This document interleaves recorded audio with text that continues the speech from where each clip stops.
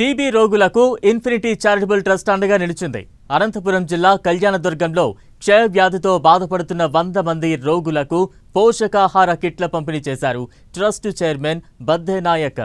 6 నెలల పాటు సరిపడా న్యూట్రిషన్ ఫుడ్ కిట్లను అందజేశారు. ఆర్థిక ఇబ్బందులతో బాధపడుతున్న రోగులకు ఆయన అండగా నిలిచారు.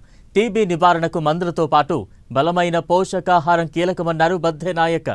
కళ్యాణదుర్గం ప్రభుత్వాసుపత్రి ఆవరణలో వైద్యులతో కలిసి పోషకాహార కిట్లను పంపిణీ చేశారు.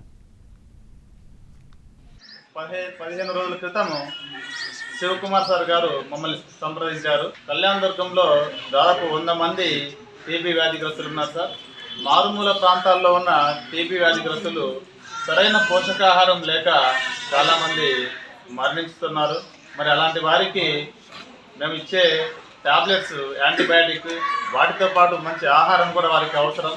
అలాంటి వ్యక్తులకు మీరు ట్రస్ట్ తరఫున పోషకాహారాన్ని అందించండి సార్ అని మమ్మల్ని కోరడం జరిగింది. మేము సభ్యులతో మాట్లాడి నిర్ణయం తీసుకొని సరైన వీళ్ళకు చెప్తే ఈరోజు ఈ కార్యక్రమాన్ని నిర్వహించడం జరిగింది. నిజంగా మా కళ్యాణదుర్గం ప్రాంతంలో ఇంతమంది టీబీ వ్యాధిగ్రస్తులు ఉన్నారనే విషయం 100 మంది అంటే అవాక్కయ్యాం సార్. సో ఎవరికి తెలియదు ఇంతమంది ఉన్నారని. కానీ ఎవరికి ఇలాంటి వ్యాధులు రాకూడదు, తొందరగా నయం కావాలని ఆ భగవంతుని కోరుకుంటున్నాను.